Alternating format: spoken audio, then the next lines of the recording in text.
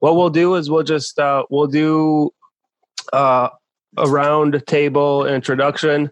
Everybody, if you can just say your name, age, just because it's relevant to see different perspectives and where they're coming from, and then like either industry or if you're a student, where you go to school and stuff like that, just so everybody can get to know each other a little bit.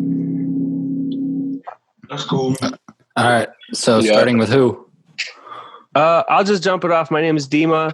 My job is heavy highway construction, but my passion is music. I ran an independent record label from 2006, Unify Records.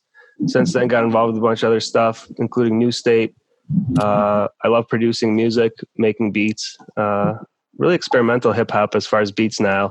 We got to get together more often.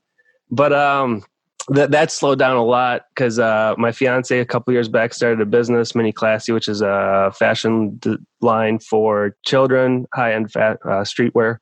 And I just kind of, through time, became an entrepreneur in a sense, but unfortunately not making a lot of money yet. A lot of projects are just like passion. And I love culture and creativity. I love artists in Milwaukee. I realized there was all this talent here and I wanted to support them and didn't realize why they weren't blowing up. And like just head first went in, and 2006 to now. So 14 years later, I'm like, damn, I kind of see why it's hard to be in the music industry, but I think still there's a lot of support that's needed locally.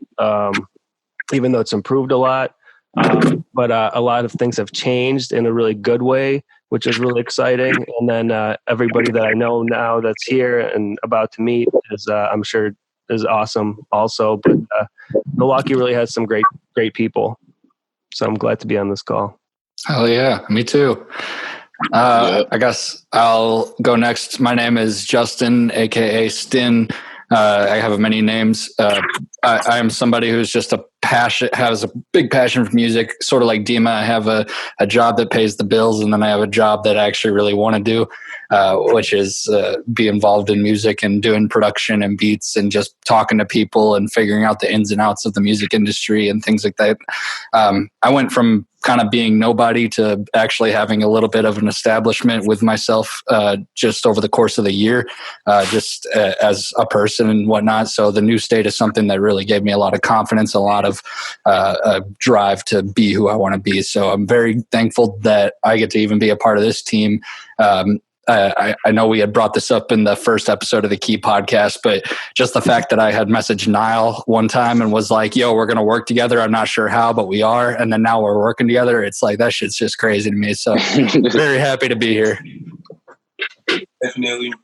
Well, for those who don't know, my name is Nile, hip hop artist and part of the New State Youth Committee. I love doing hip hop music. I love all the local artists here. I love listening to any artist who actually is themselves and like standing out and, standing for something bigger than, just the concrete reasons of being a rapper or, whatever the entertaining business may be. But long story short, happy to be on this call. Thank y'all for joining us today. And can't wait to start discussing plans. Also, since the matter of fact, I'm gonna wait till Ammorelle introduce herself, and then we can just have our guest. Yeah, sure. My name is Ammorelle.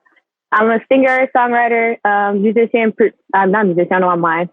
Singer, songwriter, performer. I meant to say in the city here. I also work at my dad's restaurant, Daddy's Sofa and Grill. I'm a manager there, so definitely in the community. I used to work at a nonprofit that I kind of curated with my friends, but I'm spending more time kind of working at the restaurant and working on my music. So I'm very involved in the community. I love getting the youth involved in everything I do, trying to find ways to kind of make music more accessible to the everyday person. So that's what I've been up to. Do you want to go real quick? Or? Oh, is everyone doing instruction? Yeah. It's being the same. Hi, everyone. My name is Brea. I'm 19. I was in college at Emerson, but I got evicted because of the pandemic. So I'm at home social distancing with my family, as everyone else.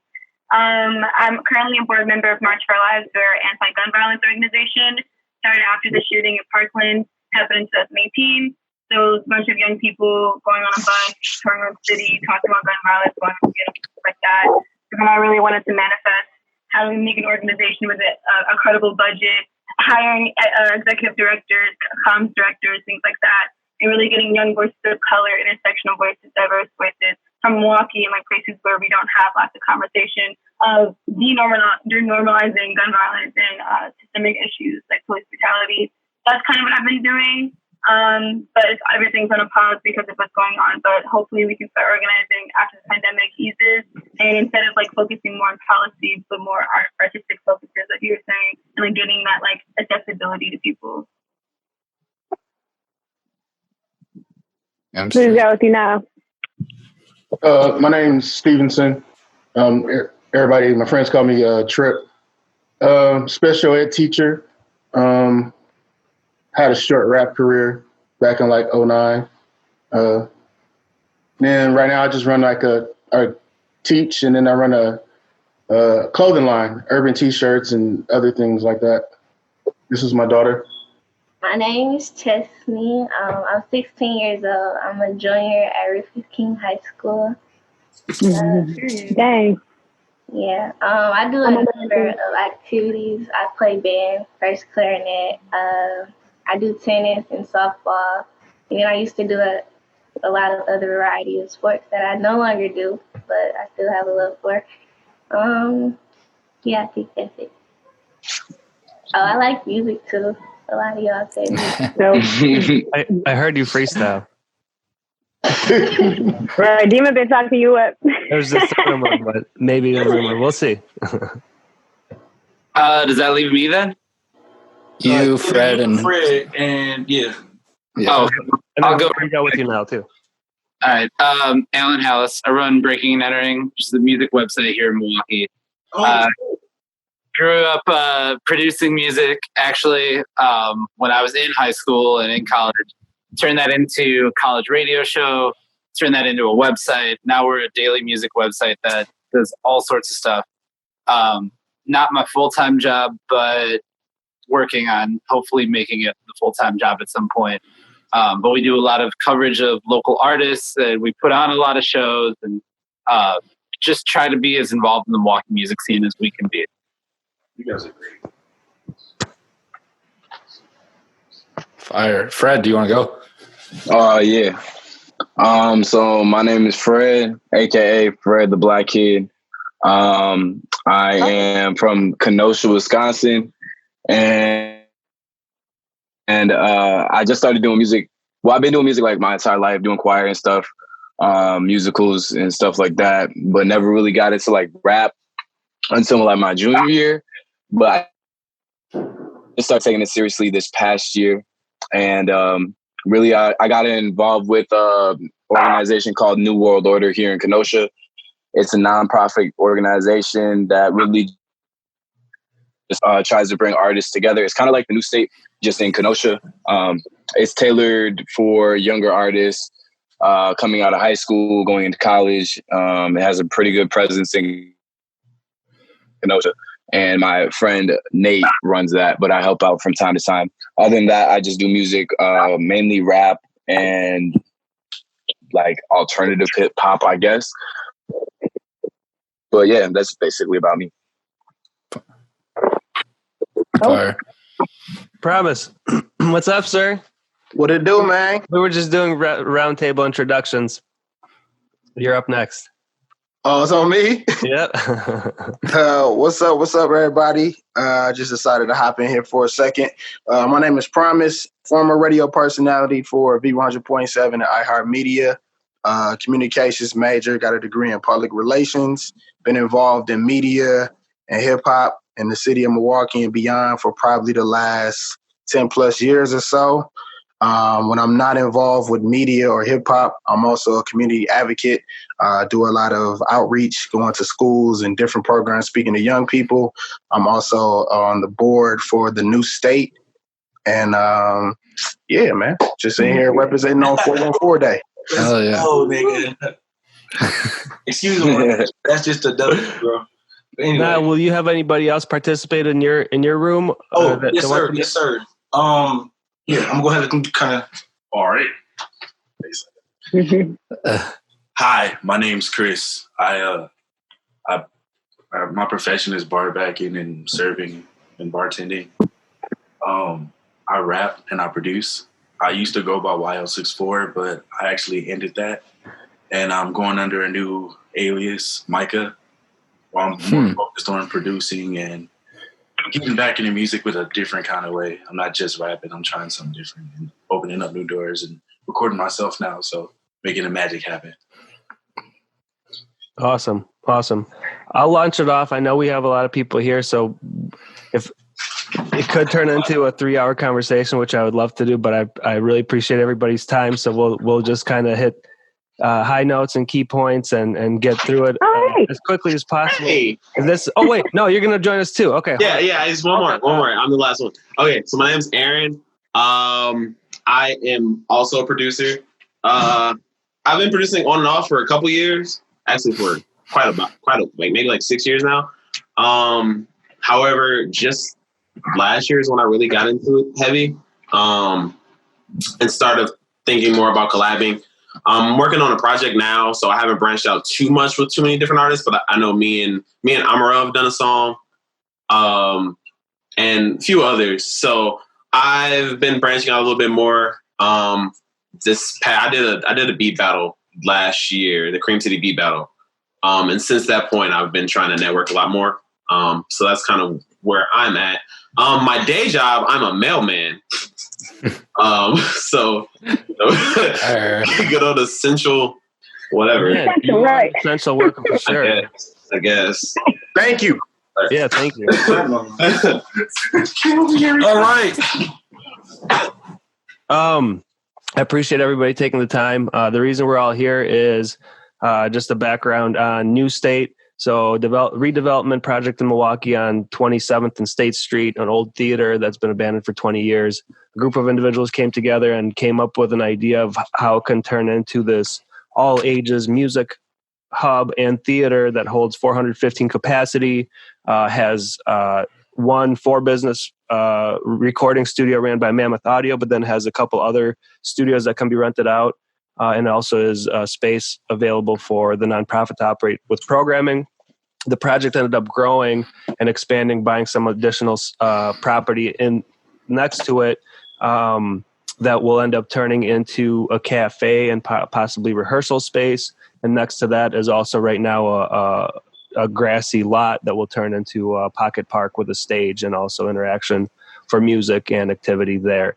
Nonprofit. The whole goal for the New State is to become this community-driven nonprofit that operates this whole thing with the all ages sober music hub, and really, this project is the goal for it within the next 5 to 10 years is to pass this development once it's complete onto the nonprofit and to the community, and having a strong board will allow it to live within the community and support whatever the needs are for young creatives who want to get involved with performance arts, music, and many other things. So the initiatives will be kind of led by what the community wants, and that's the whole goal for it. The city liked the idea. They decided not to demolish the building because of that and the team's proposal of what this could be. And we finally got a nonprofit established. It took us about a little bit over a year. It was a long process, but finally we got that. So now we can begin fundraising, and that's what we started doing. We had some small events in the grassy area, which we called the park last year. They were a success. This year we were going to do some bigger fundraising events, and of course COVID happened, and things have been pushed. But part of the New State, we developed some subcommittees, one of which is the Youth Leadership and Engagement Subcommittee, which is being headed by Stin Wavy, Ammorelle, and Nile as the leads of that. And we've been meeting week after week, kind of planning on what that's going to look like and what it's going to be and how it's going to move forward. And we had a first podcast, and we were going to start going into the community and interacting with community and youth to ask them what they want out of the New State, and how we, as what we coined the state sessions, which is the free-form programming and events portion of the New State, how we can cater to the community and the youth in Milwaukee and provide them what is needed. and big thing is what is needed, and we would find out that and move that agenda forward. After the first podcast, things started to kind of snowball as far as the virus, and now we are developing tactics and strategies on how we can still be that community involved ear, and still to continue to provide information that we gather from the community to the new state to make sure that the development moves in the direction that the community wants it to move. And then we, as freeform programming and entertainment kind of leads to engage with the youth, provide, starting immediately, opportunity for voices to get heard and for things that want to get done by the community and young people in Milwaukee and the creative culture, that we can provide some resources to move those ideas forward and provide some space for people to engage and come in and have fun and feel like they're part of a family.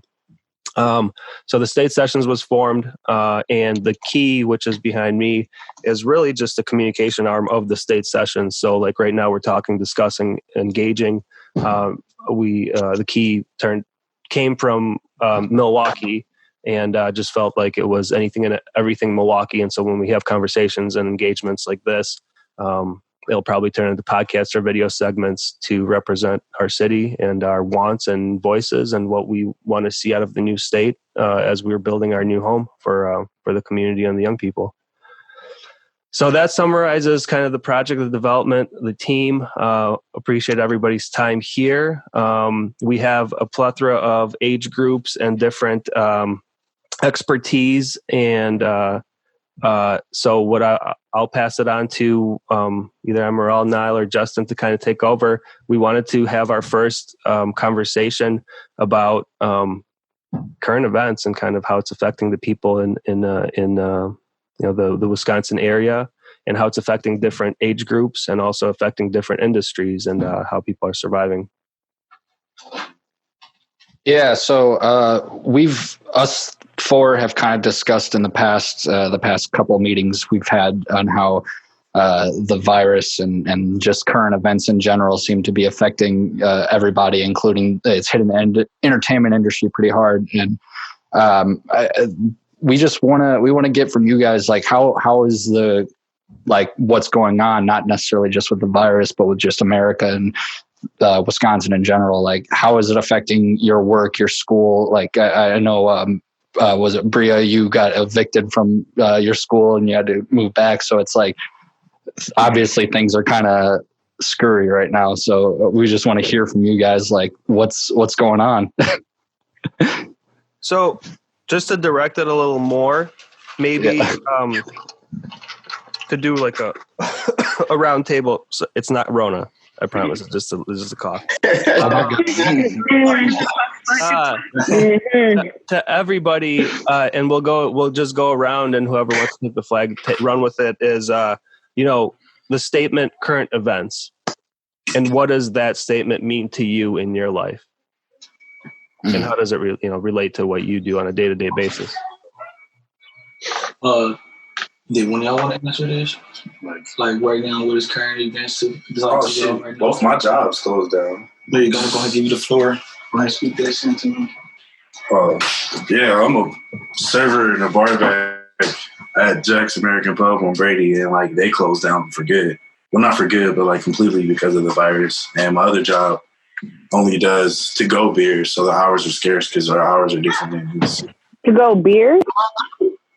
Like growlers and crawlers, selling those. A growler is like 64 ounces, and a crawler is 25.4. Okay, I didn't know. I just said, oh, thank you for that. It's definitely my first time hearing that. I ain't never heard it. Yeah, Wait, so to-go growlers at Jack's?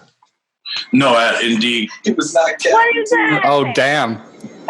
Yeah, we still have beers like this big and stuff like that. And it's been nice because people have been tipping more because of the situation. But like, it's still hard because like I got rent to pay and other stuff. Like, it just sucks because it's my main income was Jackson. Now I'm like, it's hard with unemployment because for some reason I have to call up there because I already have an account. But like every time I call, it's like the busy sound. So you haven't made it through yet? Nope. My brother's in the same boat. and it was just Right. yeah. So What are you doing to keep sane throughout all this? Video games, music, Final Fantasy VII just came out. Been playing that. Call of Duty. Hell yeah. Working on production. Playing Animal Crossing. Whatever. I wish I had that. I got Sims though, so my little virtual life is popping right now. Yeah, me and Aaron are making a collab EP or beat tape, so that's been fun too. Fire. How we gonna toss that, Allie? Alan. Yeah, what's up? How has the current event, the Corona, kind of been affecting breaking and entering, or not even just breaking and entering, like your life in general? To be honest, I mean, the breaking and entering side of things, like we're still kind of working the way that we normally would because a lot of our stuff is online, but we do a lot of live events. We were planning for our biggest live event of the year, basically the Big Beat MKE Beat Battle. Was supposed to start April 30th, probably not going to start on time. Actually, we know it's not going to start on time. We have our performers booked, but our dates are now completely in the air. We're working with the venue when they can reopen. It was at the Wicked Hop in the 3rd Ward. So we're kind of waiting, just know, like, the big thing for us is when we're allowed to have mass gatherings again. So I've been, focusing on, like, looking at the CDC website and looking at a couple other places, like, just to kind of get projections and, like fingers crossed, knock on wood for May, but I don't think it's going to happen in May. I don't know. Everything is just so up in the air as far as, like, every show that we had basically is just, who knows. We were supposed to have a summer outdoor concert series in the last weeks of August and the first week of September, but now it's Summerfest moved to the first week of September as well. We might have to cancel that. So, I mean, even after this potentially is over, things are all completely up in the air for us. But I mean, I think I'm staying sane for sure, still working, still staying busy, just working on new opportunities, trying a lot of stuff, taking the dog for a walk a lot, just clear my head. Yep. Your mind, I feel you. Work's been able to give you ability to work from home. Yeah. I'm still working on my day job as I work in marketing for a bank. So I'm able to work from home, and so that's been good. We've been doing that. This is about the 3rd week of doing that. We're actually late to the game, I think, as far as, like, closing down. But I mean, it's a lot to be. I'm in the office, and then my wife goes to school at UWM, so she's taking all her classes online too. So it's a little hectic that way, but we find ways to make it work. So it's all good. No, for sure. Yeah. Well, I'm sorry to hear about that, but I'm glad y'all definitely found, like, a way around it to at least manage for the time being. Oh yeah. So I mean, I am of the philosophy that you just got to push through no matter what. Like, it happens. So I guess obviously not this happens, but, like, things happen, and you just kind of work your way around it. You just keep going on, I guess. I don't know. You gotta. Everybody does, right? Right. All right, I'm gonna toss that alley. Or was that a bad alley? Alley to who? Whoever didn't catch it. Oh shit. Oh. Okay. All right. So let me ask. I want to ask Fred, just because he's closest to me right now, and we know you were talking about New World Order. It's similar to the New States idea of nonprofit, just bringing artists together and helping things out. How has New World Order, and not only New World Order, but your own artistry, been affected by everything that's going on?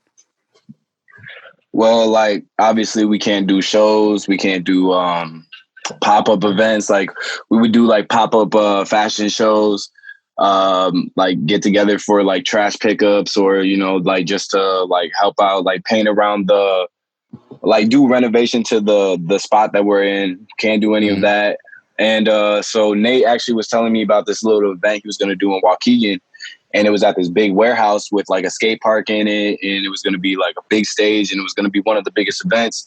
Had to postpone that till further notice, just because they can't throw shows and stuff. So it's been a lot. I haven't even gone to see Nate. I've seen him like maybe like 1 or 2 times. And then like with myself, I mean, like it's weird because I work at Menards, so it's considered essential. So like because we got grocery and then all the stuff that you would need if like I don't know, like your sub pump doesn't work. Building. We got it. Yep, building materials. You need to build a shed. We got it. But like but they did end up giving us a pay raise. But then with that, they upped our hours. So I'm working like 45 hours a week. But it's not that bad. But it's like it's kind of like going from work to home, work to home, work to home. Yeah. And then I routine. just joined. Yeah, it's that same routine every day, and it's kind of getting like it gets into your head a little bit because, yeah, it does. You do music at home, and then you're like, man, I think I want to take a nap instead. And then, like, I'm in this group, grown ass kids, with Luca and the homie Marcus, and we dropped the song, and now we were gonna plan on like doing more music and getting stuff out so we can be consistent on social media and everything. Can't even meet to record a song because like our parents are all like, oh no, you can't really leave the house and stuff like that. But yeah, like so like that's put on pause right now, I guess. But right now I'm just like kind of stacking money just so I can get like studio time when everything starts becoming normal again. And yeah, like just trying to keep going. Fire. Pass that. What is that? Alley-oop? You said alley-oop. All right, on to the next. For me, it's weird because I'm a teacher and I teach special ed kids. So my whole school where I'm at, the whole population is autistic and EBD kids. So that's autistic and emotionally behavior disturbed. So we're trying to figure out every day different ways to service a kid with an IEP via Google Classroom or ReadWorks or some type of online method, Flipgrid, all kind of stuff. And it's different because, you know, these kids are out of routine and their IEPs were never designed to be serviced in this manner. So we're doing that from home. So that's different. And then on the entrepreneurial side, orders are up because people are at home shopping, but I can't do any like photo shoots for like new products or just to have like constant things to post because you got to stay relevant. If I can do a photo shoot, I got to hope for like good weather and like social distance the photo shoot outside. Thank you for mentioning that. Thank you a lot for mentioning that. I think that was definitely very, very important. No bull. Yeah. So like I'm watching the weather. So like Saturday's supposed to be like 60. So it's like, okay, who can meet at a park, on Saturday to pose for some pictures or something like that? Because you can't really do it on the inside. So then I'm leaning on like brand ambassadors a little bit more during this period. So sending stuff out to them so they can, post selfies and stuff like that just to keep the presence online, Instagram, Twitter, whatever, because, fashion is one of those things where it's like out of sight, out of mind. So if you stop posting, just like music, if you stop putting out music, people quickly forget, who you are, forget your brand or whatever. As for me, my peers and I are very active and social people, so we play a lot of sports and want to meet up with each other around. Recently, we had spring break, so we would every break we would meet up and do what we do, and we didn't really do that because my friend's mom and dad is very strict. And as for school, we're doing everything online. I don't really like it. I'm more old-fashioned. So I like type in my essays and give it to you by hand, not by technology, because I don't really like technology. I feel that. Yeah. To keep my mind off like the COVID-19, I just go in between apps all day. So Snapchat, Instagram, Facebook, Google Classroom, and then repeat. And then eat and sleep. Yeah. All right. Sorry about that, y'all. That was my dad. He wanted to say hi. Oh my God. Tell him we said hi. I know. He don't come back. Hey. Your dad's good shit. Oh my God. Don't be embarrassed. I'm glad I muted it because I'm like really embarrassed. I did this all He was day. dancing. My stepdaughter didn't want to partake in the face-to-face conversation, but she did reply to the question. And she is a junior in high school. And she said, the COVID-19 pandemic has affected my life in a lot of ways. For starters, virtual learning is something that I'm having to get used to. Also missing out on my normal high school experience like prom. And for seniors graduating and with my senior year approaching, I'm really just holding on to hope that I get to have a normal last year of high school. Another thing that has been odd for not only me, but everyone else is having to stay at home and keep yourself busy. I miss my friends and certain family members. So, Chezney, question for you. You said you're an active person. Have you been restricting yourself from going out and like hanging out with people? Have I been respecting myself? Restricting. Yeah. My friends, my peers, I'm not going to say friends, my peers, they're kind of hard-headed, so they are not really following what everybody is saying, like staying in the house. Recently, one of my classmates caught COVID-19. So really, yeah, that's affecting the people we talk to on a daily, and her daily life as well. So yeah. Is she okay? They discharged her, but she still has it, and then she has like other smaller siblings around the house as well. So they have to quarantine for like 14 days. Yeah. Damn. For me, I hope he's okay. Yeah.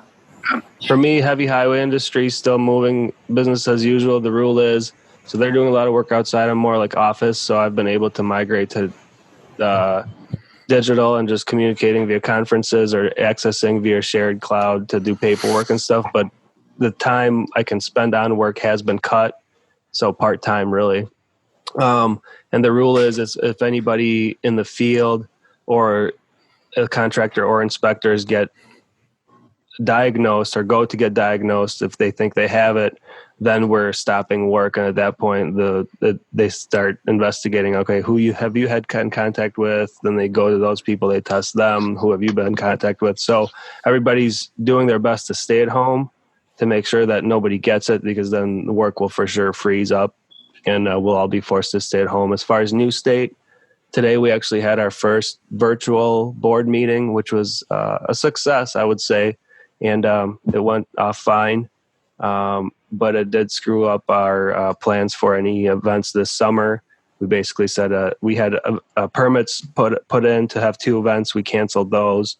And right now it's indefinite on when we will come back to do physical events. But we are changing tactics and trying to figure out how to stay relevant through virtual.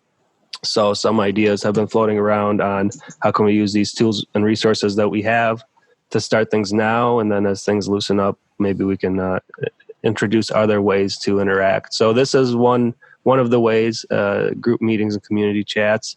And then we're also working on figuring out how we can actually have some event type things virtually as well.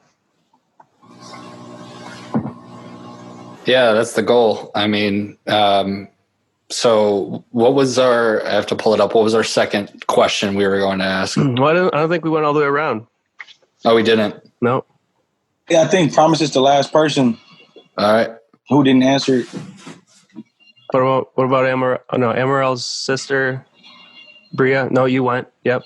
Yeah, everybody had touched on it. Did you also have Aron with you? Yeah, he said it didn't affect him as much. don't know, I guess it's like a different reality. You know how how it is. I don't want to get too deep in it. Essential and all. Kicking it, huh? Well, did you want to speak on it? It's if you guys can hear me, I feel like we're like, in terms of, I feel like in a monetary sense, it hasn't really affected me in terms of like money, because like freaking mailman, whatever, and they work us like crazy, especially now. Mm-hmm. So like, but I feel like socially it has, in a way where like, kind of like the other guy was saying, I forgot his name, but like in the sense of like routine, being stuck in routine, I hate it. And because I don't really have any other business outside of work and like music, and being overworked, it's like, yeah, like you said, like you go to work, you come home and you want to be productive, but you'd rather just sleep. Yeah. You're so like mentally drained from having to be at work. So it's like, it would almost seem, and I was discussing with some friends too, where like, it seems like, hey, like, yeah, like there are people tell me like, you know, hey, you good thing you're still working, and like that's true, but like at the same time, like I'm mentally drained from one, not wanting to have to work a 9 to 5 right now, but then also because I have to work a 9 to 5 now, and it's literally all I can really do. Like I can't really see friends and be social and like gain inspiration from the outside world as much as just come home. Sit in a room, look at the wall, and maybe work on some music, maybe play some video games, and then eventually burn out, go to bed, and then I'm back at it. Same over here. So yeah, same. Is there additional stress or additional anxiety brought to you by you going out there to the world and touching all of this, the delivering things like we? And I'm not the one, but I agree with it. It's fine. We spray bleach water on the mail that comes in. Are you worried? Are you taking any precautions when you're out there? Is it extra stress added to you? It doesn't really add too much stress. I mean, I take the possible precautions, but it's not stressful as much as I'm more worried about giving it to other people if I was contracted. I mean, I don't know how this would affect me if I did contract it. I'm a pretty healthy person. I feel like I trust my immune system to that degree, but at the same time, like I don't want to be that catalyst that spreads it. So I feel like that does kind of make it, a doozy. And then I feel like my anxiety was a lot higher when it first started, like really blowing up. Now I'm just like, this is what I got to do, unfortunately. But it is worrisome though, especially being somewhere where like mail and packages and whatnot are coming, and different people are coming from literally all over the world, like delivering packages from Thailand and China and South America. And it's like, I don't know where these packages have been. I don't know what happened. Like, I don't know where it got mixed, like caught in the mix. Right. But like, whatever. Like the anxiety kind of faded. I feel like I have more anxiety. I feel like I got more of like social anxiety now. I just want to be around people. Like that's pretty much it. Like, I don't know. Promise? For me, it's all really just been an adjustment. Really, I feel like 2020 just really started off as just kind of a bad year, I think, on a lot of notes. And this whole pandemic just kind of added to it. The first 3 months of the year were definitely difficult for me. I started the year off by losing my job. So before the pandemic even started, I had to deal with being unemployed. So that was something that was different for me. Especially, I've had a job since I was like 16. So I haven't not have a job since I was a 16-year-old kid. So it was different to approach the year with not having a job and then being a public figure and losing a job. So people lose jobs and get laid off and stuff all the time, but it's not always often that people lose it in a public setting. So it was an adjustment for me to be a public figure and to lose my job publicly and to have to deal with the aftermath of that. So that was the first portion of it. So while everybody right now is doing a lot of filing for unemployment and furlough and things like that, I kind of was in the front of that line before the COVID and everything happened. So then shortly after, all of this started happening. So basically to go from being unemployed, where you're trying to transition and figure what's next, to everything basically pausing and stopping. So my mental space was fluttered, to say the least, at first, because I was dealing with things on my own personal merit. And then now the entire world is dealing with something. So for me, I had initially took a break from social media just to give myself a mental break, because being in radio and media, I'm constantly on social media or constantly interacting with people, or, taking in information, dealing with artists, dealing with record companies and stuff all the time. So for me, it was dope for one moment to take a break. Like, I didn't have to care about who was dropping a project. I didn't have to care about who Baby Mama did what. Like, I didn't have to pay attention to, TMZ or whatever. I could take a break from the entertainment world. So that was dope. But then at the same time, when everything else happened, even Kobe Bryant's death, like, that affected me in a certain way. So just the top of the year, I just felt like a lot of bad shit was happening, and I had to get myself in a mental space. And the most ironic thing, I told Dima the other day, like, I had went black on social media for a while, and like the last post I made was probably like in mid-February. I had no idea what we were about to embark on, but I made a status on my Instagram and my Facebook that said, "Even in darkness, let your light shine." I had no idea what was about to transpire, but that was the last post I made on social media. And I just been trying to keep myself positive by just knowing that this too shall pass. Different things happen for different reasons. I know we're all a little confused. A lot of us are afraid. It's uncertain. Nobody's ever faced anything to this degree before. But I do know that, I don't know about everybody else, but I feel like you got to believe in something bigger than yourself. So I have a strong faith, and I believe in God, and I don't know why everything is happening, but I try to find a positive and even a negative. So I feel like for me, being in radio over the last 4 or 5 years, man, I was constantly moving like crazy. Like, I didn't have a lot of time really to stop and catch my breath. Like, I was constantly focused on my grind, my craft, and trying to grow, and my branding and everything, and just wrapped up in my work. And sometimes you got to sit down and take a minute to realize the shit that's really important. So I took getting laid off as a positive, and that gave me opportunity to think and do things independently on my own and not be attached to such a big brand, but focus on content and things I could do on my own. And then on the other flip side, it's more time for us to spend maybe with our family and friends. You might pick up a phone, you might call, you might text somebody you haven't talked to in a long period of time because of this. So I just think it's one of those things where this is an opportunity for all of us to realize that the simple things in life are the most important. Like, money really don't mean shit. Because you got people who got millions right now, you got people who broke, and can't none of us go nowhere or do nothing with it. So it just, to me, is a reality check for us to realize that it's way more important things in life, and that we should be appreciating the small things and taking advantage of, spending time and speaking with people when we can. Do you meditate? What's crazy? I don't, but I have been recently speaking to some people about doing it. I started taking, before the Corona, everything, I was doing monthly massages. So after getting laid off, I started going every month to do massages, because I'm actually a pretty active guy. Like, I go to the gym a lot, and I play in a football league. So I was really active. But I started going and getting these massages like once a month to kind of like just decompress from everything and just clear my mind and get myself in a different mental space. So I don't do a lot of meditating, but I do a lot of stretching. I was taking yoga as well a couple months ago. So I was doing stuff like that to kind of get my mind and my body in a different space. And I do pray often. So just getting my mind in a mental space and physically, healing my body and my mind, you know what I mean? Drinking a lot of water, eating more fruits and stuff, just trying to be more health conscious and just do a lot of different stuff to get my mental right. Because a lot of times I know physically we feel a certain way, but mentally we got to definitely check on that component, especially during this time. A lot of people are getting cabin fever, or like he said, anxiety issues, or a lot of different things. So we definitely got to be open to having discussions with each other to comfort each other and let everybody know, like, it's okay to feel these different emotions. You know what I'm saying? Mm-hmm.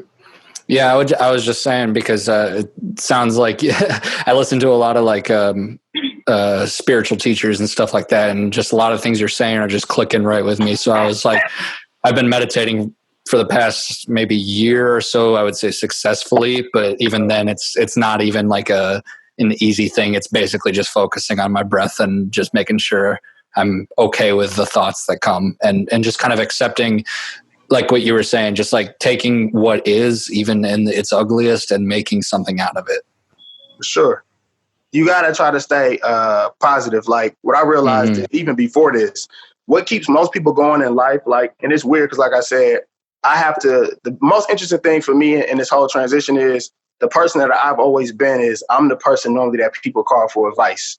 Or I'm the person that makes people laugh, or I'm the dude that people want to talk to. So when things happen to me and I don't want to be my normal self, it was interesting to see like, I don't necessarily have that luxury to shut down because I'm that for so many other people. So I had to power source. Yeah, exactly. Yeah, like it's like, damn, I had to talk to my mom about it. I'm like, Mom, I'm the person that everybody calls to laugh or to get uplifted, or I get asked to come to schools and speak to students, and I'm always asked to give advice and things like that. And I'm like, my story just got altered. I'm like, what the hell am I supposed to say? How can I motivate people now when these things have happened to me? And she's just like, you still are you. You know, those things don't define you. That just adds more character to you, and it gives you something else so people can resonate and connect with you on. So sometimes you got to dig deep even within yourself to figure out how to get your strength back up, because other people may be depending on you to help get them through. But you also can't lose sight of you need to be lifted up yourself as well, too. So I just learned, like, it's okay to ask for help. It's okay to not know everything.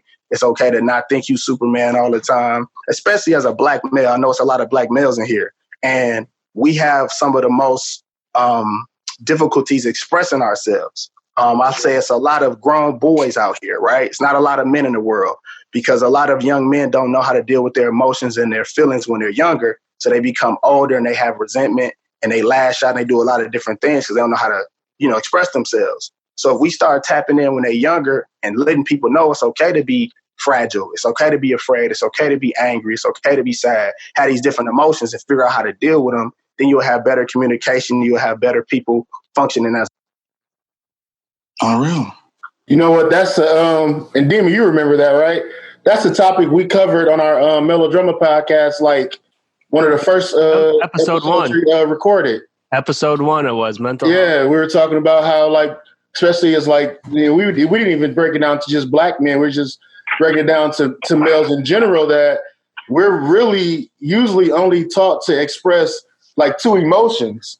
And anything outside of being happy or being upset, suck it up. Falls on. Yeah, it ends up falling under being upset, because you're not allowed to express being sad, so you just shovel that under being mad. And anything else that doesn't fall under happy ends up being shown in like anger or aggression. And like you said, like we get older and we just got a lot of resentment, and it's something where, like, fathers today, we have to make an effort to allow our kids to feel, especially our boys and our sons, and feel and express and identify every range of emotion that they go through, because we can't be walking around looking angry and expressing everything through anger. Or just lost. I think a lot of people are lost, unfortunately. And, in this day and age, they turn into a lot of alternatives instead of talking to people. Like social media is a gift and a curse, right? I always feel like this. If you're a real homie or a friend or family member, and if I have to find out something significant about you, like through social media constantly and not through you, that's a problem. So that lets me know that you're turning into a platform online to vent and speak out instead of contacting and reaching out to individuals. And I think this situation, what we're going through, is almost forcing some of us to start connecting and talking with people more. And I think, technology is dope, but we can't rely solely upon it. You know what I mean? You still got to be able to have conversations with individuals and reach out to people, when you feel in a certain type of way, or checking on your people and just seeing how they feel in general, without just always going to tweet, or, post something online. Like, you got to talk to people about it. Yeah, for sure. Ammorelle, did you get a go at this? I think near the beginning I did. I don't know if Brea got a chance to. You want to chime in? I think Brea chimed in, but I think okay. I don't know. Okay. Well, as far as me, and the corona, how it's affecting me. I've been unemployed for a couple of weeks now. I think this is the 3rd week, so just kind of occupying my time. I'm a very busy person. Like, I like going to work. I like having a schedule and things to do for the most part. So it's been kind of jarring just to sit at home and do nothing, and I can't even, socialize. I'm a very social person. I like being involved in the community. I like being with my friends, the majority of the time. So just not having that has been kind of a shock for me. So I don't know. Like I struggled in the beginning with just like finding ways to occupy my time and just like keeping my spirits up, definitely, because the weather was cloudy. Like all those factors really played a toll on me. So now it's been good. Just keep myself busy doing work I can on the computer. But things like this are good for me just to talk to people that aren't in my house, you know, but just to have other insights on what's going on, how people are dealing with this too. I'm not alone in how I feel, you know. But just having more conversations on how this is really scary. Like, this is not normal. We shouldn't really be normalizing what we're all going through. I mean, it's fine to like find peace within it, but like, this is something that we definitely need to make sure doesn't really happen in the future. And if we focus on what's happening now and look at what we're doing and how society is treating people, not just essential workers, but us non-essentials, like how some people weren't getting paid, you know, making sure that we can afford our rent, we can afford our medication still. Like, that's something our government has to look at. We as people have to look at and prioritize when we vote. When we get new policies put into play, we can't just not pay attention to things, because not every state is the same. Some states got their benefits faster than others. You know, Wisconsin, we're finally getting that. I was looking at that today, the $600 a week for unemployment, things like that. We're finally, you know, catching up to that. But I don't know. I just want to see actual change in thought processes. If we can't go out and change our policies the next day, we should be more mindful in how we react and interact, with other people when we go out in public once this is all over. You know, wash your hands, be kind to people who are working at, you know, your customer service representatives. Like, I work in customer service, and some people treat me like I'm just they hired servant. And I'm like, no, I'm here working with you. This is my part in the community. You know, everyone plays a part, and we have to take care of our economy, our ecosystem, and how we treat each other. So I've been just thinking of ways, me and my sister, of how we can bring what we think about how we're feeling right now to people, you know, like how can we carry this conversation with one another? So I'm so happy we're doing things like this. We're bringing people in. We'll be able to share with others, but it's just scary to think that a lot of people aren't as affected as we are. So they don't take this opportunity to see the world pause as a monumental thing. You know what I'm saying? Like, people don't think this is a huge thing. It's just a Netflix binge time, you know? I don't know. It's kind of, like, this isn't a vacation. This has like been the most stressful time off of work I've ever experienced, you know, because everything's uncertain.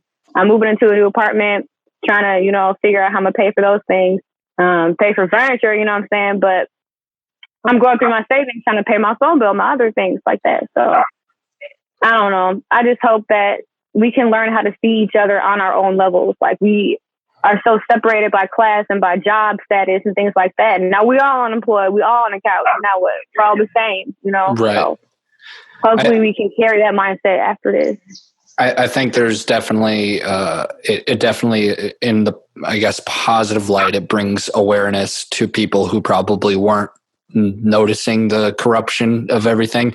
But there are a lot of people I know that are still in denial, saying, oh, this is nothing, this is nothing, this is nothing. And regardless of, like, you know, this or that or theory and whatnot, like what's going on, like, it's still a serious issue, and we need to treat it as a serious issue, and we need to make sure people are being fed and have clean water and, you know, have a shelter. And, you know, if we need to be socially distant, then let's be socially distant. Like, let's do what we can to, like, fix this and work together. And regardless, you know, and I feel like some people hear that work together thing and they automatically go, oh, that's corny. And it's just like, who cares? Like, just do it. Like, just love like, you didn't plan for this. And I'm like, how am I supposed to plan for this? You know what I'm saying? Yeah, like, right. And it's interesting. I'm just thinking back to Aaron, whose job actually increased as far as hours. Yo, y'all hear me? Yep. Yeah. I was like, dang, my bad. Aaron, this is a question, or I think. No, I was just making a comment about, you know, there's different sides to it. Some people get laid off or hours cut, or, you know, the less work time and more time at home and trying to figure out I'm just stuck at home, versus somebody like Aaron, who's actually not getting a break like a lot of the people in the nation, and is actually working more. So by being forced and out there and, you know, be front lines of delivering the services that are most needed in the United States, he's feeling opposite and probably overworked. And so the whole pandemic and the thought of a virus is probably minimized because he's going out there every day and becomes a normal routine where it's like, all right, I'm just in here doing my job, and this virus thing isn't necessarily affecting me in the way that I'm home, but I'm going out there and actually working more. And you almost have to put a blind eye to it and say, I'm going to get through this and go out in the world and do my job because I have to. I'm curious, do Aron and Fred, do you guys feel like you're doing like a service to your country? Or, like, do you have a sense of like, I'm doing this because I need to be doing this? Or is it more so, do you feel like this is unfair, that this is all on your shoulders, that you have to keep this going because we can't function without the mail. We can't function without having Menards available to us. Like, how does that feel for you pressure wise? I feel like it is for me. I feel like it's a job. I mean, it's a job. So this is a job that, I was doing before this all happened, but it's like now I feel like because of the amount of fucking pressure that's on, us now, I feel like, and the fact that it can be anxiety inducing, that it's kind of like I feel like we're scapegoats. I feel like I seen a post on Facebook about it and said they're calling us essential workers because sacrificial is too real, and I felt that. I felt that because I was just kind of like, yeah, because granted, people need their mail, people need the goods that they might get from retail, like people need that stuff. Because it has become such a very essential part of life. However, it's like at the same time, we're not getting anything extra from it. You know what I mean? We're kind of thrown into the danger zone. We don't get hazard pay. I'm not getting hazard. I haven't got a raise. You know what I mean? I haven't got extra vacation or extra sick leave or anything like that. It's like, this is literally just regular. This is my regular ass day. But it's like a regular work day in the midst of like an irregular society right now. So it's like, it's still kind of, it's weird. And I feel like I'm kind of more of a sacrificial lamb than a savior more so. So yeah. I feel that. Damn. Fred? Fred? I would probably say the same. It's a little bit different from my situation because I got the hazard pay, so it's like the extra $2 and everything. But the one thing about working at Menards is that before the coronavirus even hit, we were already understaffed. You come into we don't have enough employees. People are still walking around asking they have questions, but no one's around to answer them. And we still get the same amount of product into the store, or even more sometimes on the weekends. And we don't have, I can't ask somebody to take my shift because all of our schedules are set. So I work the same amount every week, the same hours. But at the same time to take off, I don't have anybody to take my shift because they're all working their hours, and they won't hire anybody else because they're trying to keep a low payroll. And so we're understaffed, and my dad's 65, so it's if I brought this home, it wouldn't be good. But for the first month or first few weeks of Corona, they didn't have any precautions besides they would spray disinfectant around the store, but most of the people weren't wearing masks. Nobody really practices social distancing while in the store because they're just trying to buy stuff. So we're right up front with all these people that could potentially be sick, and we wouldn't even know it until after. And even when there was this rumor going around that somebody had the coronavirus at our store. One of the employees, there wasn't anything from management to tell us nah, that's not true, or there was nothing. So I would definitely say it's nice to know that we're helping people, but at the same time, Menards isn't really a grocery store. It has a small grocery section, but I don't I don't know. Yeah, I could be casting judgment here, so I don't know, but I feel like if Menards shut down, people would be okay. But that's just my thought. I mean, people do need, that's the one thing is that, you know, I'm working too, and it's like, one hand you're like thankful that you have the pay, but on the other hand, you're like, we should be shut down. Or why aren't there options for people? If there's relief loans that you can take that turn into grants, can you offer your employees options? Do you want to work or do you want to stay at home? Do you feel safe or not? Right. You got to raise it. Do you all get that choice, or is it just like? Mm-hmm. Yeah, they definitely don't give that choice though.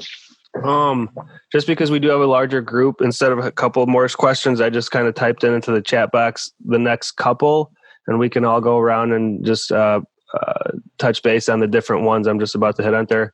I'll start off just to get it going, because one of them I can't even really answer.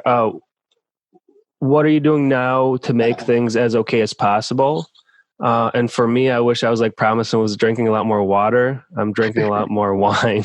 Not good for me.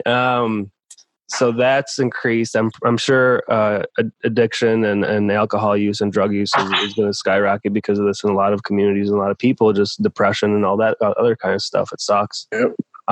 Aside from that, on a positive note, no. So after you're done, I'm going to ask you this question first, if that's okay with everybody. Or is it for everybody? It's for everybody. Yeah, we'll just take turns. We'll go. Okay. Yeah. Something that's positive that I'm trying to do is get something done on a daily basis. This thing, I've been going really hard for the last couple of years as far as pushing myself to do too much, probably. And now this break has allowed me to like slow down and be like, wow, I can do nothing. And it felt really good. But getting a couple things out or done on a daily basis has been good. A couple emails, doing the stuff at work part-time that I have to remotely, like communicating and setting up meetings and talking to friends and like this has been really good. And the virtual stuff's coming around, and been having more meetings with people. People have been reaching out and calling that I have talked in a long time just to talk because they have time. And that's been really cool. So that's been helping me get through it. Family's been a little tough because even though I want to see family, my mom works in the hospital. My sister works in Detroit in the hospital. She just drove to Milwaukee to see my mom for my sister's birthday. And I'm like, you're coming from Detroit. You also work in the hospital that has cases. Like, this is crazy. So that's just putting more stress. So seeing family has decreased. So, but I guess the digital communication has been making things okay. Things at home are up and down. Sometimes it's tense because you're together a lot. But sometimes it's nice too because, you know, you're taking your dog out every 2 hours. Your dog loves you more, and things like that are kind of positive. Next steps, right? Next steps for myself. That's hard to say because I'm like trying to re-gear for a different future. And that's where like this digital stuff stepping in, and I'm trying to learn it as fast as possible. But honestly, I don't know what next is. And I feel like this pause and this break, I'm hoping there's opportunity for me to go in a different direction from my schooled career. Somehow I can find a silver lining and break away and go into more towards passion during this break time.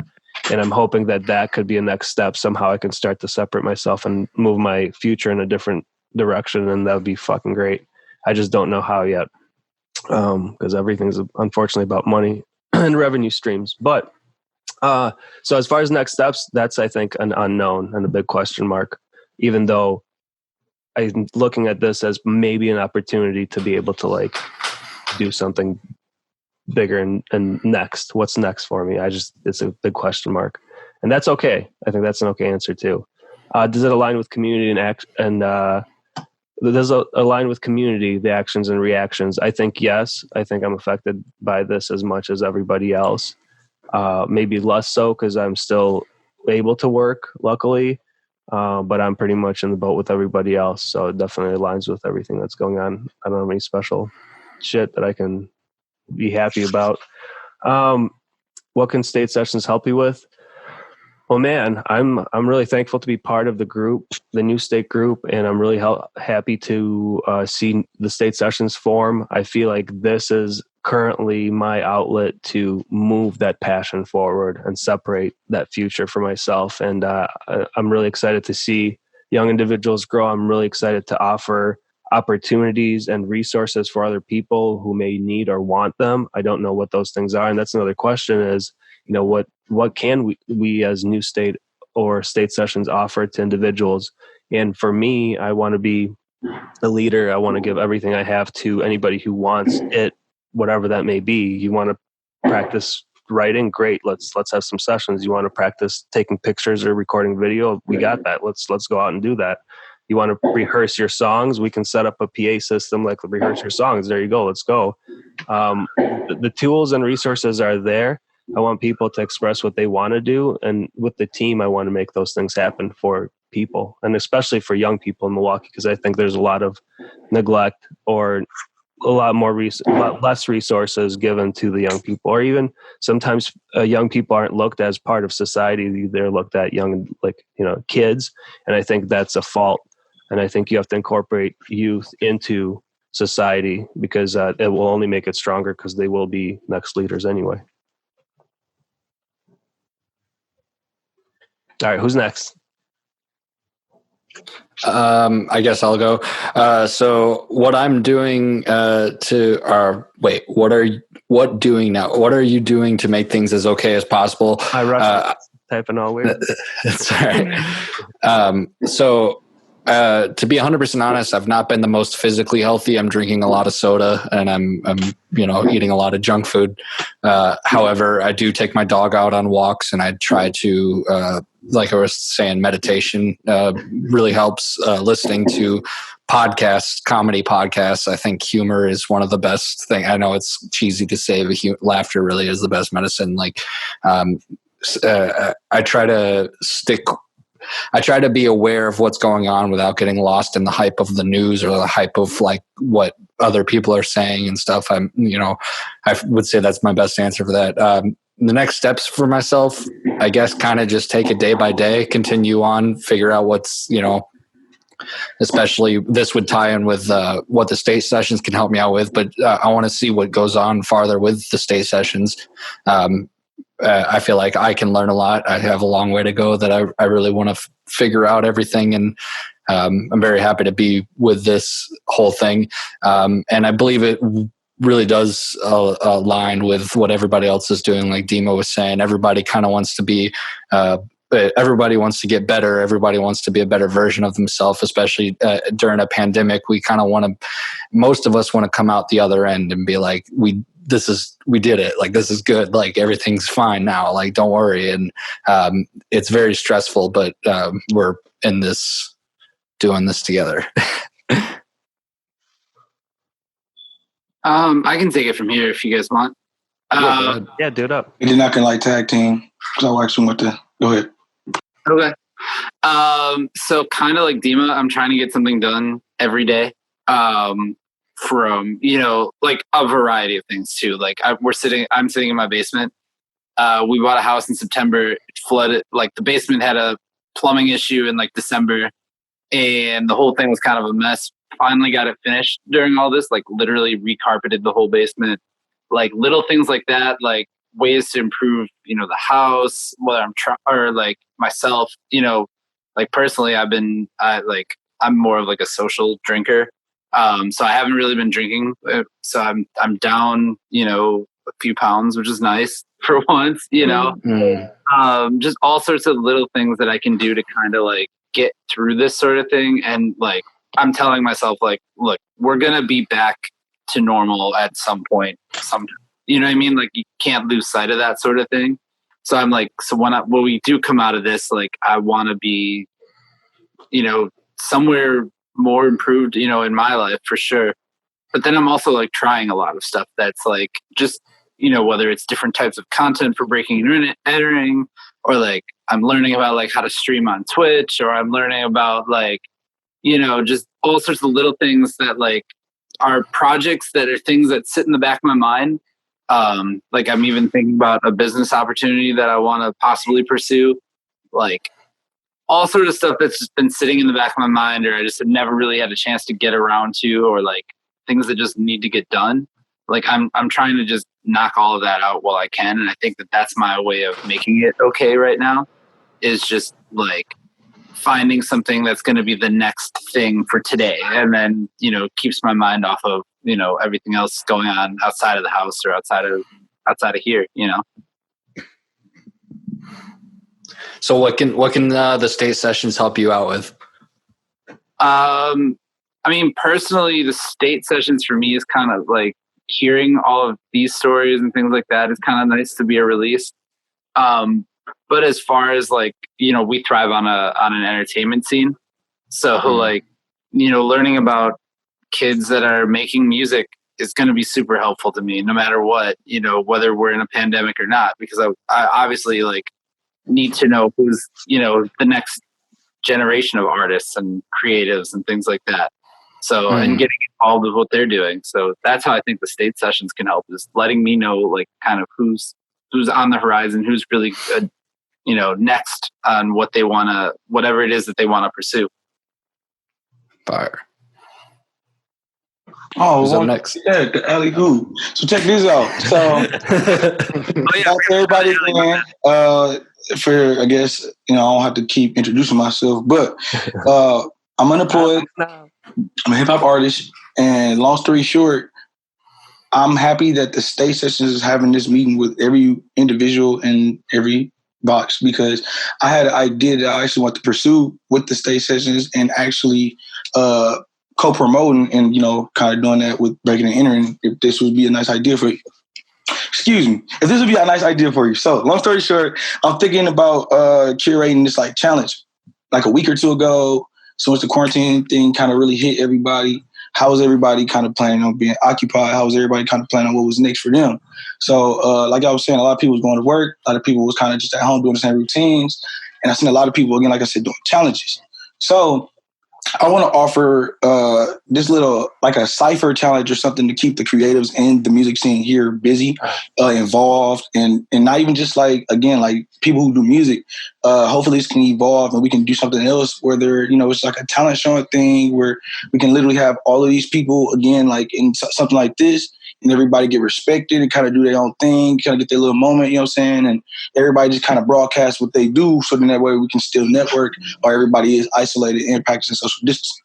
So I was wondering if that'd be a nice idea you would like to pursue with the state sessions, Alan, and if so, we could definitely talk a little bit more off camera about like the challenge ideas and things that I have in mind. But yeah, that's kind of what I plan on doing with what can the state sessions help with you. I want to be more involved with the community and the artists here. So yeah, everybody really, but yeah.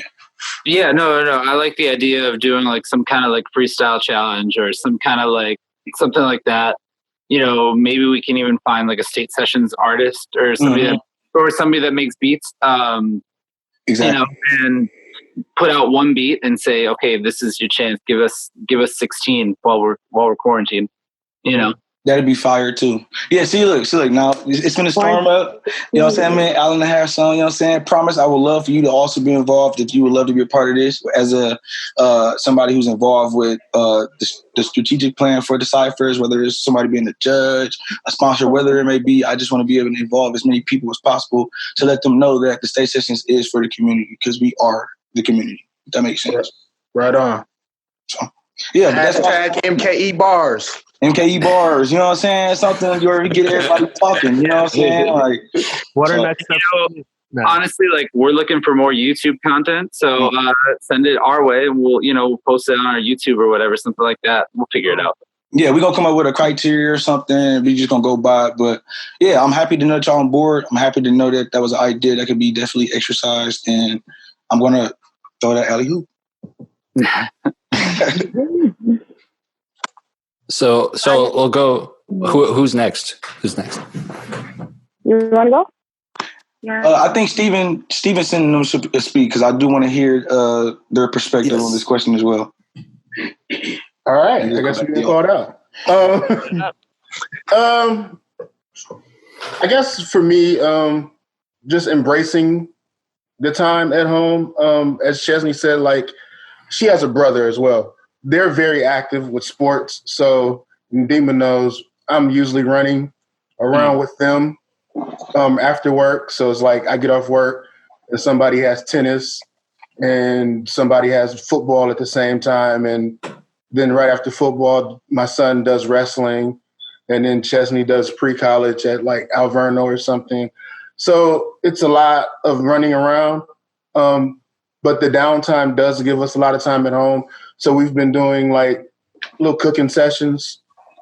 Just she can cook like basic stuff, but we've just been like going through the recipe books, doing like some other stuff or trying new recipes. So spending time doing that, like cakes and stuff like that. On a personal level, just I guess trying to still be creative, even though, you know, I can't really get out because we're quarantined or whatever. Right. I think part of creation or being creative for me is being out and seeing something and getting some type of inspiration, you know, and then coming back and creating a T-shirt or a logo or something like that.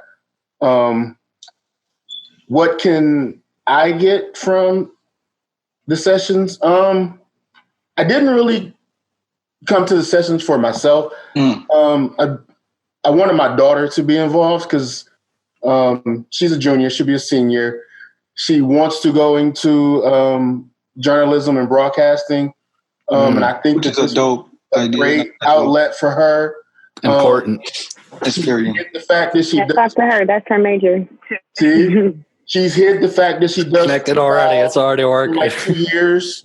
So I kind of like stumbled on her freestyle like a couple weeks ago, and she has, you know, she got some decent bars. It's on right now. Drop some bars. Right.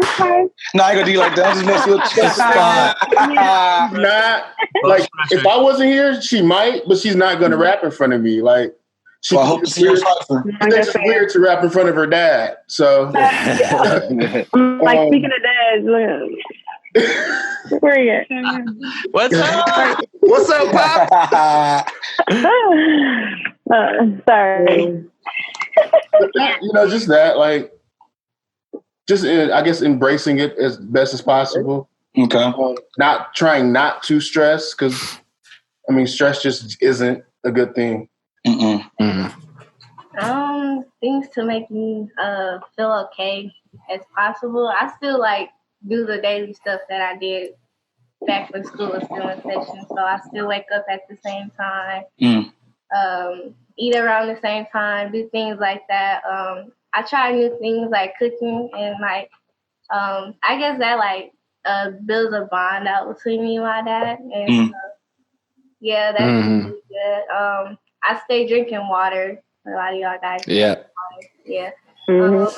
I do eat a lot, so I've been eating more than I would usually. I mean, I eat a lot on like a regular school day, but I've been eating more now that I'm in the house. Sometimes bored, so I feel it. As for like state sessions and stuff, I kind of like really like this group and stuff, and like I think it like help you be more confident and I guess want to talk more and say things you don't really say on a regular. Yeah, very comfortable. Definitely want you to keep doing that. Yeah, for sure. This is definitely the space for that. No judgment. No, I'm a very soft-spoken person too. Well, like 80% of the time. No, maybe 70. I'm lying. But definitely being around like-minded people will bring that out of you, and it'll make it easier for you to stand on your own 2 feet when you're alone, you know, or not around your normal people. So definitely have been blessed to be around artists and other creatives because it definitely gave me that courage. Like, be myself not only on stage but like off stage at work. Like, I can pull that Ammorelle wherever I go. So that's definitely a thing that feel accomplished.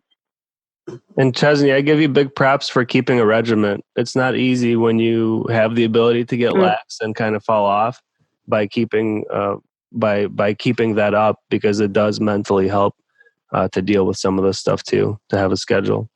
For sure. I have some though. What am I doing now to keep myself okay? I have a big family, so just being around them has definitely kept me sane. because it's a lot of personalities, as you see. So just like being constantly entertained, everybody can cook. Well, mostly everybody can cook. So we just been cooking and eating and talking. And like, my mom was like loving it right now because we're all grown out the house. This is my youngest sister. She just went to school. So she's like, we'll never have this time again. So she's really cherishing all of us being in the house. So it's been really awesome that way. And just drinking water. I have been drinking juice. I'm not gonna lie. I love juice and water, but I haven't been drinking coffee, alcohol like that because I'm a social drinker, I guess. Oh my God, I hope my parents I'm 24. I should be different. But yeah, so just like doing things to, you know, keep my anxiety levels low and things of that nature. But yeah, I can't really get in a creative zone. I'm not gonna lie. I haven't written a full, complete song since the quarantine. That's been like killing me. Like I'll have lyrics without music, and I have beats that I know I'm gonna mess with, but like I can't, like mentally right now I can't do it. And I'm trying to make sure I'm okay with that myself, because everybody has the mentality of you have to grind. You got all this time as an artist. You should be recording. You should be doing this. And I'm like, me as an individual, I need this time to digest what's happening, to keep myself like level, because it's a lot of things going on with me that like I need to be in a very free, I guess, a free space to make music. And I can't, if I feel constricted in a certain way, I can't like make that happen. So just being okay with that, you know, and I am okay with that. I'm playing The Sims and I am not the same, you know, I'm popping on my little virtual reality. But my next steps for myself is to take what I've been learning from this experience and definitely put into my music when I'm able to, go on harder in the studio, just keeping my music up. So that's next for me. And does align with my community. I guess because I'm unemployed along with most of the country. So I'm kind of just going with the motions with everybody else. I finally got my unemployment together, thank God. I think I committed tax fraud with the IRS, but I'm not certain. I go to jail. Yeah, definitely. But hey, if I get this check, then I'm going to email it. What happened. But I guess the Safe Sessions is helping me by these conversations, keeping, you know, a little a weekly check-in, like with my boys, you know, just making sure we all good. What can we be doing to help each other? And keep planning for the future, because it's easy to get stuck in the present when it's not going your way or it's not ideal. You get stuck in the right now or even the past. But like if you have a goal and steps to make it to where you want to be in the future, like it makes right now less scary. So I've been trying to plan out my future. This close getting approved for an apartment, so I'm like, come on, y'all, put that in the air for me. But yeah, I've been chilling a lot more in the past week and a half than I have been this whole time. So it's been good. Yeah, I feel like I'm the complete opposite of everyone else, but I admire everyone else's manifestations of, you know, good vibing. I feel like because like since I was evicted from college, I like that joke, but it's like a blanket of uncertainty for a lot of like students who are in college and higher education, because I just saw a lot of like tweets and articles that some schools in Boston are going to be canceling their terms till 2021.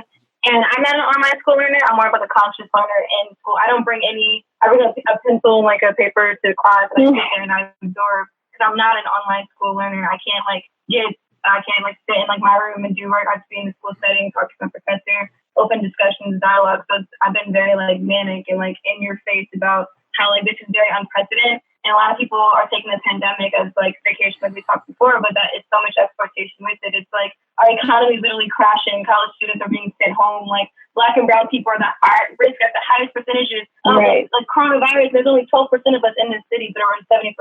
So it's like, yeah, no sense. And there's all these disparities. So it's, how can you tell a college student who has like their entire life uncertain, I might be pushed to like online classes till spring, I don't really have anywhere to live, like I'm staying with my parents and they want me out, like, you know, I go to school in Boston, so I'm far away from there. So it's a continuous cycle of anxiety. I'm just kind of sitting in here and absorbing it and like just being very overwhelmed. But like someone said this before, but it's nice to understand everyone's dealing with the same thing. This is not just like a Brea crisis or like a Smith crisis. It's like every single individual across the globe. Like it's a global pandemic that really rendered and paused like the economy and like our social life as we know it. But it's really strange and eerie to like move forward, and people were saying, yeah, we're going to have some sense of normalcy after this, but like it's not going to be normal. Like we survived a pandemic, like that was unprecedented in America. Like everyone was like, well, the economy is shut down and paused, but as Americans, we have that privilege to live there. So for me, like being in college and to your point earlier, like definitely going to journalism, because you see how impressionable media is and how people are feeding into these projections, and then listening to Trump literally say the stupidest rhetoric and like not even know what he's talking about, but have so much like potential to lead like our country into this narrative. And like I think journalism really is doing a horrible job at covering this crisis and pandemic, because it's having like all this trauma headlines of Black and brown people being susceptible to the virus, or students are being depressed, no one wants to do anything, and it's like this continuous like, you know, stimulation of our brains and like our anxiety over and over and over, and no one's telling us to just sit at home, try to heal, try to conversate, try to be with your family, like you said before, and like try to take some sense of normality out of it. It's just like an urgency to always be doing something, producing something, but we're not telling people to just like sit and try to, you know, process it first before taking your time as like always working, producing, creating, all those types of things. But like, how is your self-care? How are you like dealing with your education? Like, I think that everyone should be out of school, pass grades, get A's, but it's definitely been really hard to not be manic in that. But I guess what's the next question? Visiting one with your community action. With our organization, I've been trying to do like Zoom calls. So me and Asher always have like interlocking Zoom calls, and I'm working to like interview different people for our organization, and always being in like continuous conversation with young people. So that's really nice to see other spaces and to not know that like we're not in this alone. Like it's really strange to like say that we're going through a pandemic and people are using TikTok to cope, but like that's just reality. Netflix to cope, like drinking, whatever things to cope. So because no one knows what's happening, and I don't know if that's scarier than knowing what's happening or like not knowing and like living in that uncertainty. But I guess what state sessions could do with this is like bringing this digital organizing, this digital conversation, because this is unprecedented, we're moving in more modern eras. Like we need like Zoom, we need laptops, we need things like that. So making that accessibility to Black and brown kids in Milwaukee for sure. Like we need like little people who are Black and brown people to be on these calls too, because it's really impressionable that we have less people in this, because we want to be at the intersectional conversation. And like those kids who doesn't have a MacBook or a laptop to do on a Zoom call, like how do we reach out to them? Wi-Fi. Or Wi-Fi, that is so important. Like literally Wi-Fi to do anything, even be on TikTok or watch TV. Like how could our state sessions reach out to those type of organizing and be digital in that sense to communities who aren't like doing their homework because they know Wi-Fi, or being in these conversations because they don't have anything to, you know, contribute. But I guess like moving forward with my organization and Ashley doing more digital organizing, understanding my space and presence in that digital organizing and being more modern with it. Because Zoom is cool, but it's kind of, you know, how we make more people to participate for sure. Yeah, so just definitely being very manic, eating a lot, and being around family for sure. Brea, it's so crazy because something you said clicked in my mind, and I never thought about it this way. You said that why don't people encourage a pause and the processing of what's happening now, and why are people pushing so hard to come out of this with new skill sets and work harder during it? Right. And it's like, that's so crazy. We probably need to help people pause and process what's happening first, and then let them at their own speed pick back up to normal life or new creative ventures, whatever those may be. That we could keep moving forward is probably kind of toxic. To be honest, I feel like this whole thing threw everybody's like process off, if that makes sense. Again, like everybody's story was saying, like everybody has something going. I think, like y'all said, I think we just gotta recollect. I think we just gotta find a way, a space to reconnect. I think that's what this is. Go ahead, Justin. I didn't mean to cut you off. Oh, no. You're good. Keep going. That was it. Oh, that was it. Oh, I was just going to say like the same thing, like making connections amongst the driven disconnection that we've got. And just kind of not even like connections, but like we were saying, just being more the collective rest. I feel like we do need a collective rest is what I was trying to get at is we do need to take time to kind of come back into ourselves. And when, like Dima was saying, when people naturally want to do what they need to do, they will do it. But we do need to encourage everyone to stop and breathe for a moment and stop and just don't, just let things settle. So.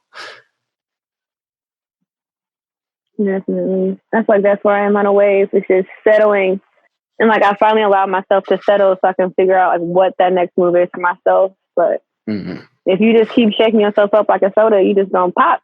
Try to learn Spanish and French and learn how to cook a souffle. Like, you might have time, but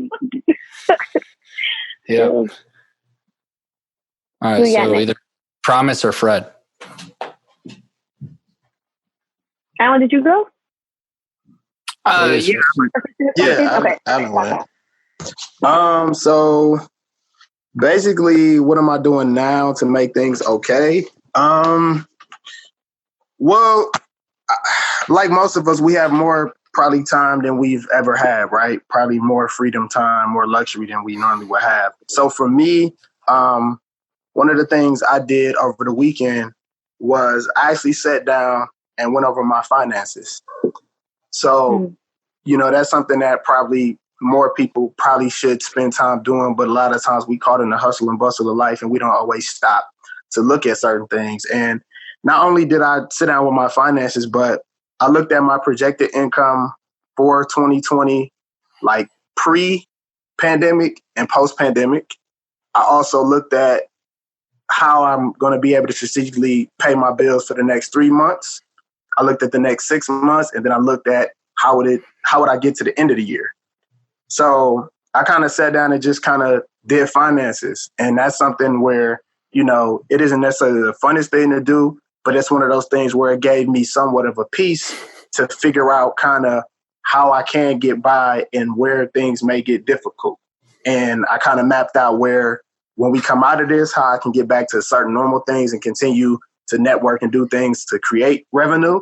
And then if it doesn't pick back up, how I may have to adjust. And then, you might got to dip into them savings accounts and do different things. So I'll say that I've been trying to look at things from a financial standpoint and not spending as much money as I normally would on leisure activities because we can't be active. Like, I'm a big sports dude. I go to Bucks games like crazy. So I've been saving money not going to games. I'm a sneaker dude. I ain't been copping sneakers. So just those other things that I like to spend money on in my spare time that weren't bills, that's extra money now that's not going out. So I've been looking at the math of how much money am I actually saving right now versus what am I spending. I'm also not driving my vehicle as much anymore. So I just actually been doing my finances and looking at how much extra money I'll have maybe by the time summer starts if we're coming out of this. And I'm looking at how I can put that money up that is being saved that normally wouldn't be saved. So I'm trying to, again, find a bonus and a positive in the negative. And even though I want to go out and about and be different places, how can that help me right now with not spending that money? So again, I've been kind of like putting together my financial schemes and things like that to kind of give myself something to be motivated to look forward to, knowing that I have some money coming in and I'm able to save it versus that I would have normally been spending that money. So that's one thing. And then things like this, having conversations with people is always healthy, whether we're upset, whether we're happy, whether we're laughing, whether we're crying, just being able to connect and have conversations with people is healthy. Sometimes I have to turn off social media and turn off the news. We got to be informed, but you don't want to overload. You know what I'm saying? There's a lot of information out there. Sometimes we got to detox, man. Some of it's real, some of it's not. You got conspiracy people, you got ignorant people. So you got to kind of take a break from it. Like, you need to be informed to know what's going on. But I try to tell people, man, take 5. You know what I mean? Don't watch and read about it every single day because it will consume you. And there are fear things out there and you will be like, you'll kind of go crazy. So I've been definitely taking breaks from watching what's going on and reading about it to kind of give myself, opportunity to just breathe. As far as what are my next steps for myself, just kind of piggybacking on the finances things. Like I said, I've been plotting and looking at a lot of dope things that I want to do when we are able to get out of here. I'm a very social person, like some of us in the group said already. I'm a very active guy. So for me, it sucks not being able to go to the gym. I'm normally in there 3-4 times a week. A couple weeks ago, I took a few walks, went outside and did some jogging to try to get outside or whatever. But I'm just looking forward to being able to kind of get back in a groove where I can be in a social circle and interact with people. Being on the phone and having meetings is all okay, but I'm a people person. And it's nothing like sitting down and interacting with people to get a feel for their vibe. I can't really feel your vibe on the phone. I can't really feel your vibe on social media, but if I get next to you and I meet you, I'm gonna know if you're a genuine person or if we can rock or if we can't. So I do miss being able to have real interactions with people and being able to network and be, out and about. But I'm just planning for whenever this does, and myself, Dima, have some ideas for some things. I got some other ideas and projects that I want to put into place that I'm planning, and hopefully when things clear up, I'll be able to get back active and get back out here and do some dope things in the city and beyond. So I'm just being optimistic. I'm nervous and I'm afraid like everybody because we really don't know. If this has taught us anything, we really can't plan because we don't know what's going to happen. I can't plan for 6 months from now because I'm pretty sure none of us thought this would happen right now. So I don't know really what we can or can't do, but I'm just trying to stay optimistic and positive. And as far as the sessions helping me, I mean, it just gave me some energy today. I didn't even think I would have time to be on here talking with you guys for this long or listening. And it was just refreshing to come on here and hear different people's perspectives, see where everybody else is at, everybody's different struggles dealing with this, and motivation for us to just kind of tie together and lean on each other to kind of push through. So it's just been refreshing just to be on here listening to everybody and getting different perspectives and different feedback. So I salute everybody for contributing and being a part of it. Thank you for being here. Appreciate it. Thank you for having me. I didn't even think about that. There's some things that you can do, like finances, where you don't need to necessarily learn a new skill. You can just focus on internalizing your situation and preparing yourself to move forward in a better way. And that anybody can do that. Not just finances, probably a lot of other things too. That's really cool. So Fred. Oh yeah. Low key, I do gotta go pretty soon after right after this. Just because dinner and my sister's been calling me. But basically, what was the question? Hold on. So what am I going to make myself okay as possible? Really, I mean, like lately I've been getting back into mixing. Like I've been relying on some of my homies to mix some of my songs within the past few months and stuff. But now that like we can't meet and I can't at their places, or like we don't really like interact as much because I've been at work. I've been just recording and mixing at my house. And like YouTube is a great resource just for learning. Like going on there, you can find professionals, you can find people that are just starting off, and you get a taste of like how everybody comes about doing it their own way. So that's one thing I've been doing. Another thing is like just taking time to just work as much as possible during this time, and then like maybe like stack, like focus on my finances, like get as much bread stacked up right now and work as much as I can without like draining myself. And then, putting away, saving in it, because I really don't use my car as much. I go to work and I go home, and I don't really go out, and I don't really eat fast food as much just because home cooked meals are better. But like that's like little things that I've been doing. I've been doing like home workouts, like just like little things, just finding like just different home workouts I can do. Other besides that, I've just been working. What else was there? Hold on, I gotta go back to the chat. What are the next steps for myself? So my next steps are probably after like, just a couple months just grinding out. Probably drop down to part-time, give myself more time to just really focus on music and focus on my connections with the people around me, and being able to take the next steps with my artistry and everything, connecting outside of just community, getting really involved with the New World Order, and then, like trying to talk to Nate and like Justin, you already know about it, but like connecting like Nate and New World Order with the new state, because Kenosha and Milwaukee aren't really that far from each other. We have had interactions with Milwaukeeans, and they've come down to perform. And then also like I've been talking to some people in Chicago about doing that. And like those are like Kenosha's right in between the two cities. So it'd be like great to have connections in both cities and everything like that. yeah, once this is all over, I want to start doing shows again. Supposed to have a show in Milwaukee, 2 shows in Milwaukee, and both of them got canceled. So that was something, but just staying positive. But what does the New State Sessions have to offer for me would just be a connection, like connecting with other artists, and a connection between like Kenosha, Milwaukee, because like with Kenosha, there's like a scene down here very much so, but I mean, Milwaukee's such a bigger city.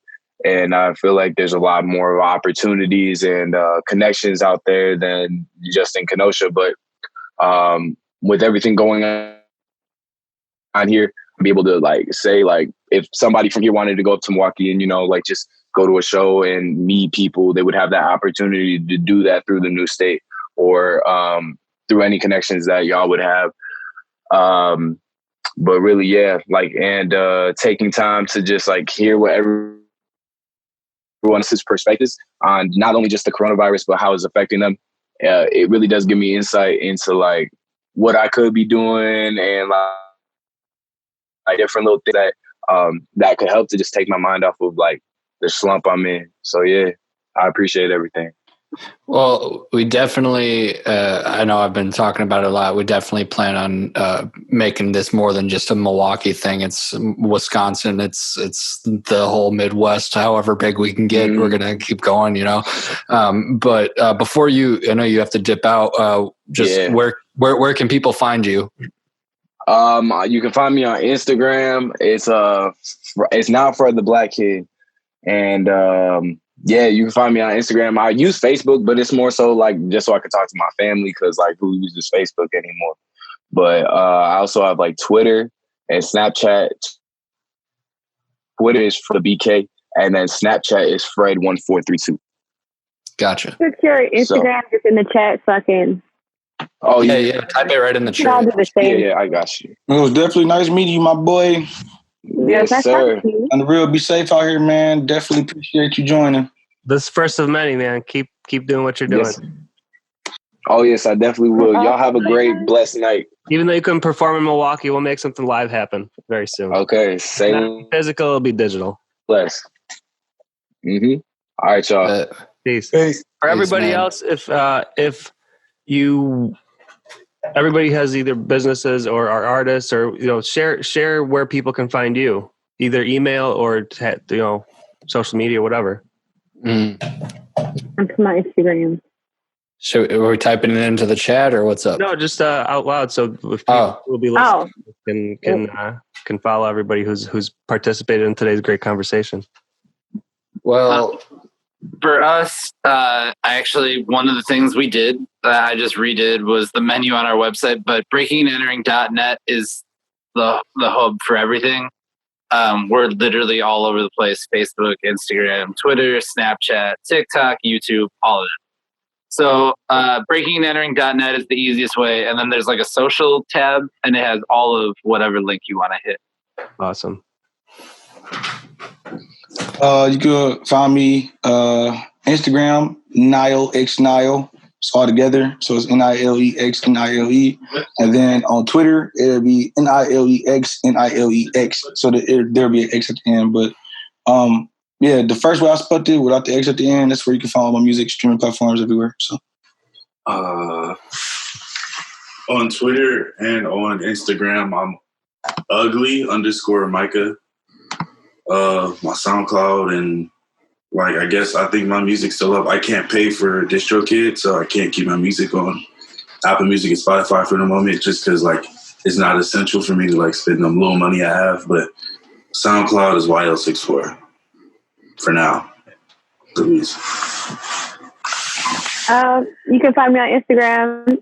Oh, I'm sorry. You just turned the whole camera. You go. I'm so salty. It's ladies first, ma'am. My eyes was closed and everything. I'm sorry. Okay, well, you can find me on Instagram at Ammorelle, AMMORELLE. I put the spelling in the chat. Apple Music, Spotify, Tidal, all that. I have one EP out and a couple of singles, so check it out. Yeah. Okay, go back because now I feel bad.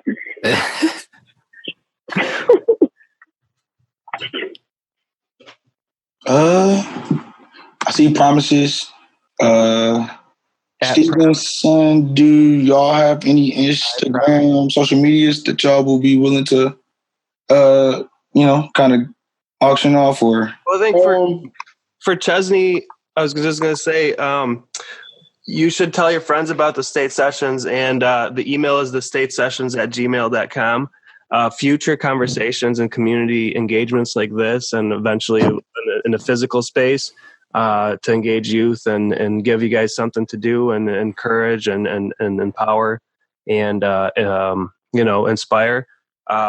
We're going to start doing this kind of stuff, but invite people to participate and listen in.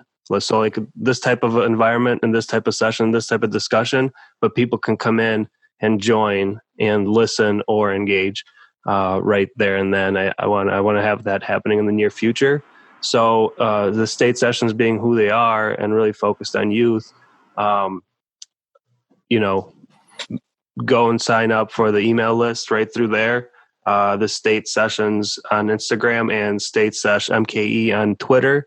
And very shortly we'll be opening up channels to join these types of conversations to give you the encouragement and empowerment, the freedom to feel like you are an individual, and seeing other people in the community, how they're dealing with kind of similar things, and then also see what opportunity you have and within the city and what kind of people are around you that are very supportive of you and your next steps in life and becoming an adult. So.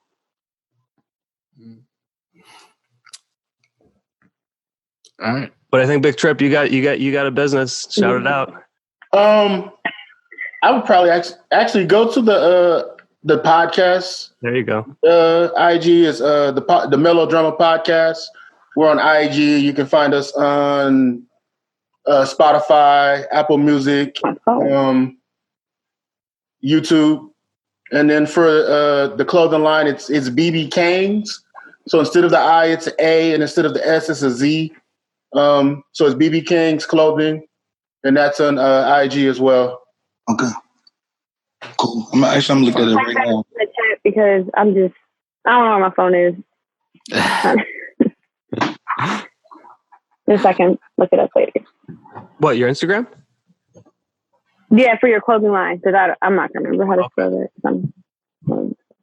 It's recorded too, so we can always go back. Oh yeah, okay, bet. I'll pass it forward. You want to pass your Instagram? Brea Smith, 2 A's and 2 H's. Very basic. And then I guess that leaves me. My Instagram is @stin.wave. That's STIN.WAV. And then my Twitter is just @StinHerrick, HERRICK. Awesome. Yep. @BBK Kings, K8. Okay. I definitely heard that. _clothing. Perfect. And you're listening to The KEE, Anything and Everything Milwaukee, ran by the state sessions, the Youth Leadership and Engagement Committee, part of the new state, which is a new development in Milwaukee that's, man, it's going to be popping. Can't wait. I can't wait to serve this fucking community, man. And people who hear of us and find out about us, tell us what you want to do, and we will do everything to deliver resources and time and commitment and whatever we can to give you a platform for whatever it is you're trying to do. On the state, I just want to say that. My bad. State, that's good. On the state, man. It's been really great talking to everybody. Yeah, it's fun. Yeah, this is really refreshing. Like, for real. Now. Thank you. Your mic off. Yo, I was like, I thought I said something. What's up with you, my boy? Hey, I rock with that low income, homie. My boy, I appreciate you, man. No bullshit. Like, yeah, for sure. There's a greater purpose out here. Maybe trying to push for a better reality, bro. Can't be out there doing the same shit, seeing young kids and stolies dying and shit. And bro, we gotta be out here really pushing some real shit, bro. So I appreciate that for real. No doubt. You got some heat on that treason. Available everywhere, right? Spotify, Apple, everywhere.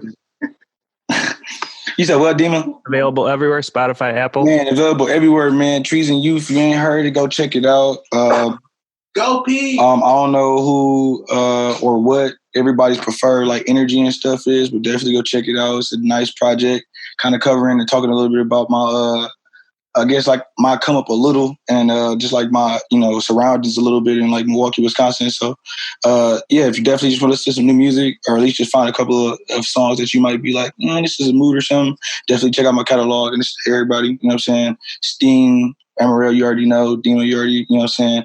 But to everybody who don't know, definitely check me out. Check out Ammorelle as well. Check out Sting Wavy as well. Shout out to the KEE podcast again. We do appreciate y'all for really coming out and really being involved. Till the next one. Yeah. Woo! We'll be doing this more. So